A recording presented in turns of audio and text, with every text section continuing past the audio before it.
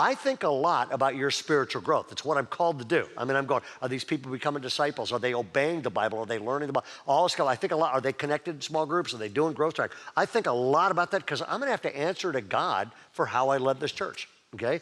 And so, anybody else want to do that? So it's one of those things where you go, and so I think a lot about that. And here's one of the things that has always bothered me. There are a lot of adult Christians who are adults and they're Christians, they just aren't growing. And it kind of blows my mind. There are people that attend church for 20 years, 30 years, 40 years, and they're still cranky, self-righteous, critical, self-centered. How can you hear that many sermons and get that much Bible teaching and still never grow spiritually? What causes that? And what causes it is in this verse. By the way, I have a lot of fun with this verse because it's the most depressing verse in the entire Bible. Aren't you glad you came this morning? And check it out, okay? It's Abraham's dad. And look, this is unbelievable. Get a pen out, ready to circle. Terah took Abram, his son, and Lot, the son of Haran, his grandson, and Sarai, his daughter-in-law, and they went out together. They moved. They went out together from Ur the Chaldeans in order to enter the land of circle Canaan. Did they know where they were going? Yes, they were going to Canaan. In the Bible, what is Canaan?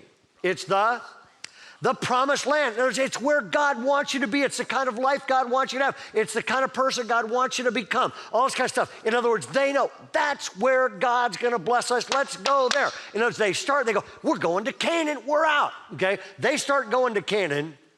And here's the worst verse of the Bible. It says, they went as far as Haran, and here it is. They settled there. Circle the word settled. They settled for a life of less than God wanted them. They settled for disobedience. They settled for not living their call. They settled. And you know what the real problem is this? This guy actually had plenty of time to get there. Look at this. Terah lived 205 years and died in Haran.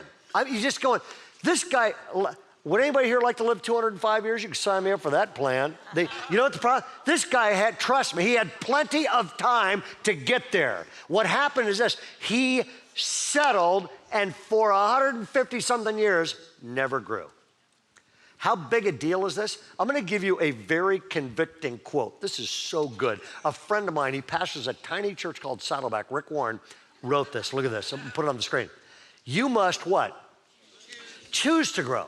I don't know how to say it any clearer than this. You are as close to Jesus Christ as you choose to be. You are as close to God as you choose to be. Don't blame your wife. Don't blame your husband.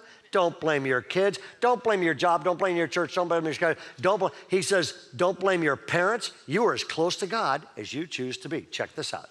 He says, if you want to choose to be a spiritual baby your entire life and one day stand before God and say, yeah, I never grew up.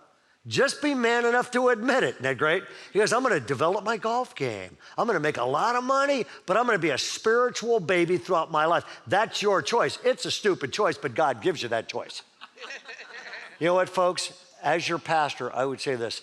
The most tragic thing that happens to you is you settle. Because most of you will not have 205 years. But it is never too late to get started. Start growing.